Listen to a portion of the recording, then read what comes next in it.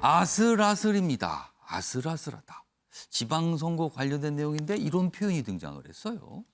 자, 지금 여러 갈래의 기사 준비되어 있는데요. 먼저 첫 번째 기사 보겠습니다. 협치 한 곱이 넘긴 여야. 한 곱인데 이 한이 이 사람의 성을 쓸 때 한자군요. 한덕수 총리를 말하는 것 같아요. 이제 고비를 넘겼는데 다음은 정떼기. 근데 그 정이 우리가 흔히 말하는 정떼기의 정이 아니라 이것도 사람 성의 정떼기네요. 일부러 이렇게 쓴 것 같죠? 정떼기. 누군가 하면요. 정호영 장관 후보자를 말하는데요. 국민의힘에서도 정호영 사퇴 기다린다 뭐 이런 반응이 나왔다 그래요. 그러니까 지금 이게 뭔가 결정이 지금 날 것 같은데 아직 안 나고 있잖아요. 이걸 어떻게 해야 되는가 이렇게 좀 돼 있습니다. 이 얘기 좀 해볼까요? 유명호 의원님. 이거 어떻게 될 것 같습니까? 정호영 후보자. 뭐 오늘이 고비다 이렇게 얘기하는데요. 예. 제가 보기에는 이 지명 철회보다는 자진 사퇴가 물론 종이 한 장 차이입니다. 예. 그러나 이미 한미 정상회담 같은 걸로 주가를 확 높여놓은 새 대통령에게 상처를 내는 그거보다는 스스로 이렇게 하게 되면 아무래도 더 부담이라는 거죠. 그렇죠. 어차피 뭐 내용은 같지만 그러나 정치라는 게 그런 형식과 절차 이런 걸 따지니까 정호영 복지부 장관 후보자는 다시 되뇌어서 짚어봐도 예.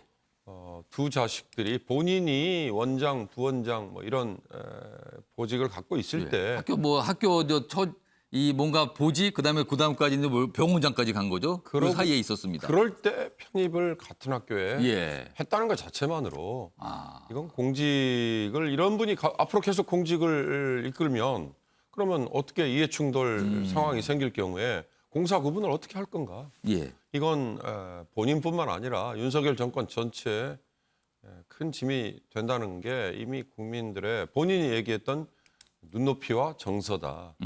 이걸 제가 보기에는 윤석열 대통령이 더 시간을 끌면 끌수록 이건 점수를 오히려 깎아먹는 거니까 시간을 더 이상 끌지 말고요. 이제 한미 정상회담 마무리했으니까 예. 이게 무엇보다 큰 현안 아니에요? 지금 이 현안이 이제 바로 떠오른 거죠, 다시. 가장 큰 현안이죠. 아니 예. 내각이 아직 출범을 못했다는 건 그리고 저는 교육부 장관 후보자도 임명을 지체할 이유가 없다고 봅니다. 예.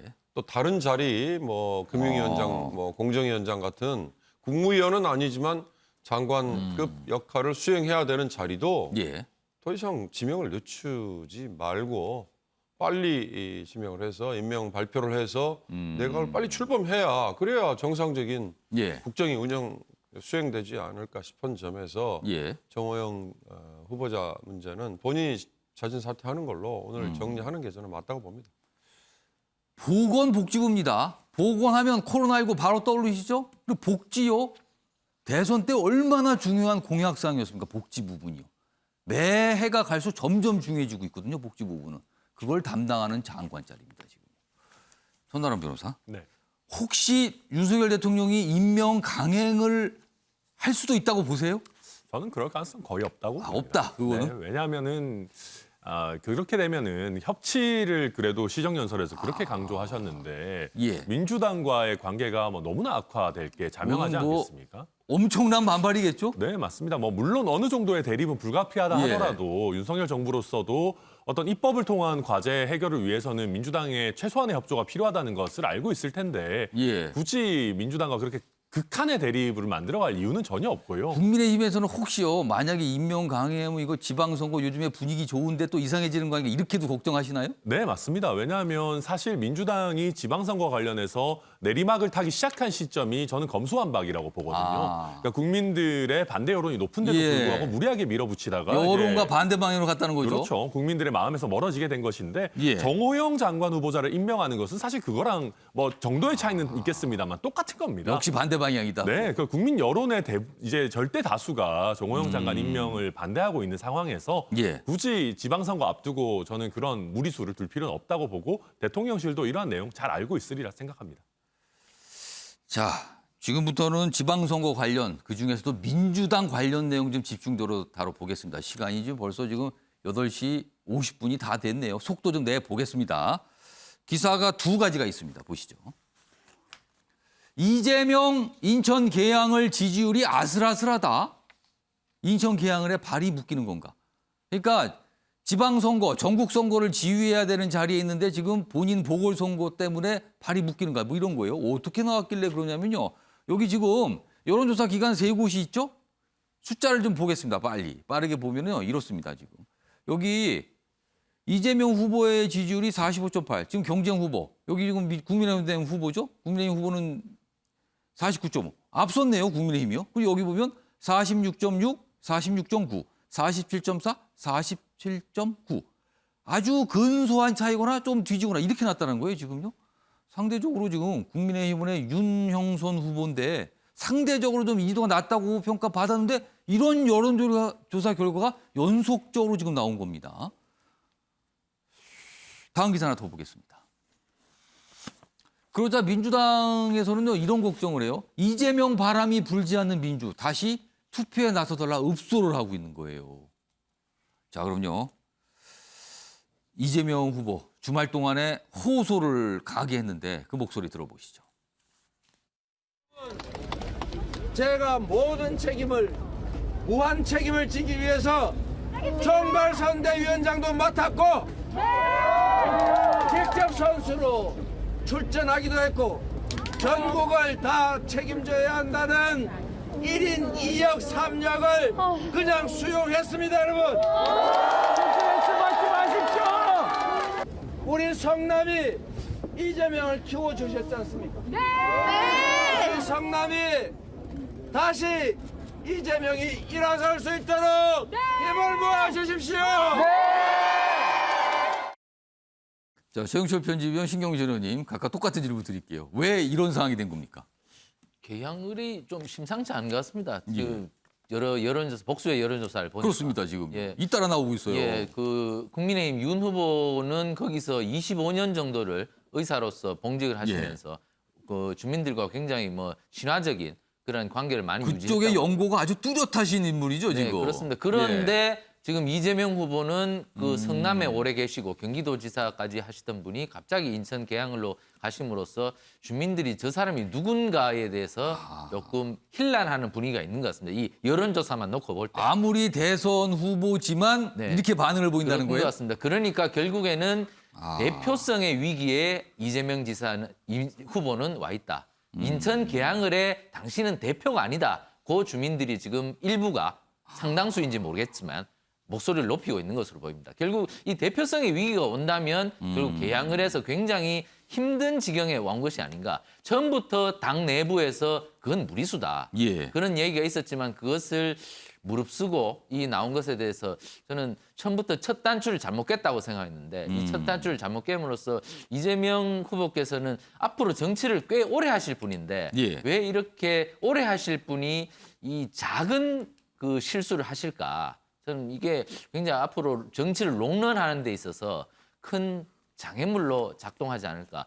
인천 계양을의 주민들이 그렇게 그 상식적으로만 예. 생각해도 그 결과는 뻔하다고 생각하는데 이재명 후보께서 이번 계양을 출마는 조금 정치적으로 많은 실수가 아니었나. 여러 복수의 여론조사만 놓고 봐도 객관적으로 지금 나오고 있는 것 같습니다. 이런 가운데요, 오늘 민주당으로서는 굉장히 중요한 행사가 있어요. 기사 하나 준비했습니다. 바로 이겁니다. 봉하마을에서 열리는 노무현 전 대통령 서거 13주기 추모제입니다. 오늘 민주당 분들 거의 다 아마 모이실 거예요.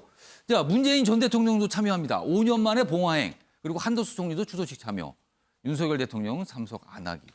요거 일정까지 잡혀 있습니다. 자, 신경미 전 의원님. 네. 오늘 요 봉화마을 가시죠? 황숙 나오고. 아니, 저는 이 일정 때문에 못 갑니다. 이거 아침 일찍 출발해야 되는데요.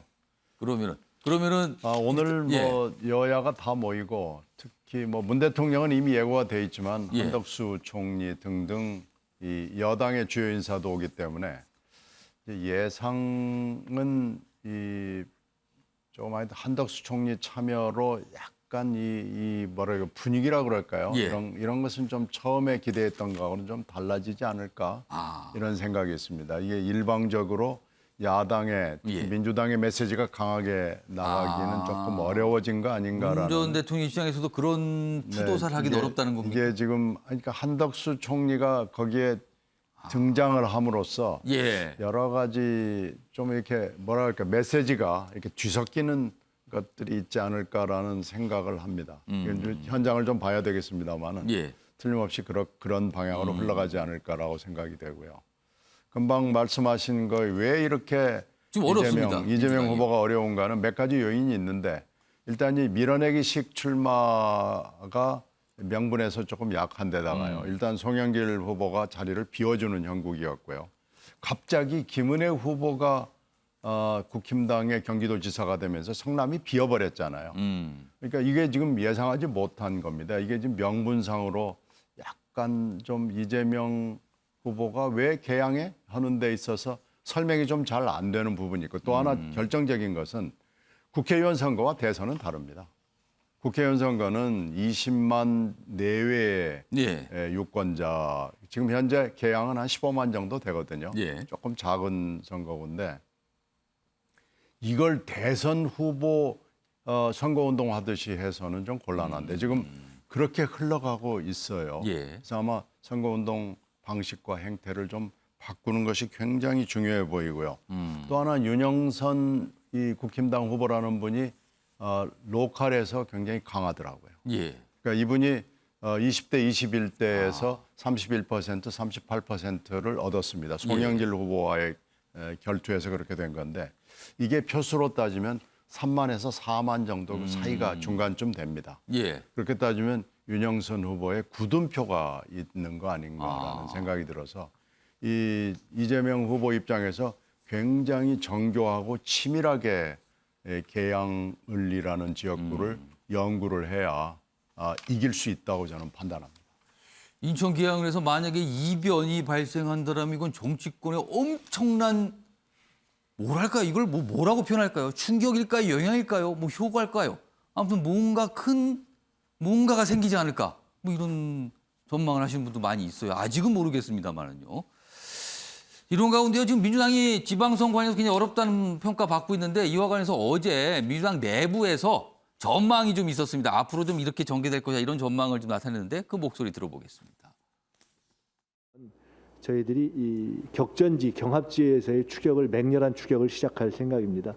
윤석열 대통령의 취임식 프리미엄과 그다음에 저희 의원의 어떤 사건 그것이 좀 이 격차를 벌리는 효과가 있었는데요. 그 점이 이제 한 일주일 정도 지나면서 조금 잦아들기 시작할 것으로 기대하고 있고 봉화가 지나면 24일인데요. 24일부터 딱 일주일 정도 격전지에서의 추격이 시작돼서 경기, 인천, 충남, 강원, 세종, 대전 등등 호남 세 군데와 제주 정도만 현재 확보한 우위 지역이고요. 나머지 지역이 다 5% 플러스 마이너스 안팎의 경합 지역인데 이 부분에서의 이 추격이 시작된다고 봅니다.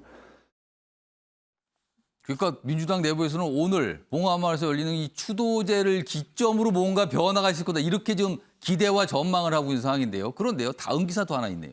보겠습니다. 박지원 지금 민주당 공동 비상대책위원장인데 비토 얘기가 나옵니다. 이 비토를 놓고 갑론을박이다. 박 위원장이 당내 성폭력 엄정 대처 이런 목소리를 냈는데 그러자 사퇴 요구가 나온답니다. 그리고 또 만면에 좀 뭐 지지하는 또 목소리고 있고요. 그리고 일부 의원들은 박 비토에 또 편승하는 이런 분위기도 있답니다. 윤경호 의원님, 지금 지방선거가 큰 뭐 어려움에 있다는데 지금 민주당이 이럴 때인가요? 이게 굉장히 위험하고 어떻게 보면 중도적인 합리적인 생각을 가진 사람들이 민주당에 대해서 다시 실망하게 만드는 저는 요인이 될 수도 있다라고 봅니다. 박지원이라는 젊은 정치인을 정치인도 아니죠 사실. 예. 여성운동, 시민운동 예. 뭐 이런 거 했던 20대 여성을 뭔가 당을 바꾸자는 목적으로 지금 그렇습니다. 영입을 한 거잖아요. 비상대책위원장에 영입을 했지 않습니까? 근데 당내 성비위 문제에 대해서 얘기는 박지원이 아니어도 누구라도 해야 되는 얘기죠. 꼭 여성이기 때문에 해야 되는 것도 아니라고 예. 저는 봅니다. 그런 점에서 그걸 문제 삼아서 공격을 하는 세력이 있다. 그건 반대쪽에서 보면 왜 그럼 박지원을 옹호해주는 세력의 목소리는 더 크지 않느냐. 상대적으로 왜 잘 안 들리는가? 그렇습니다. 전 그게 더 커야 된다고 보여요. 아. 그러지 않으면 박지원이 아쉬워서 필요할 때 영입을 해놓고 예. 지금은 어떻게 보면 당이 뭐 안정이 됐다고 자기들은 생각하나 보죠.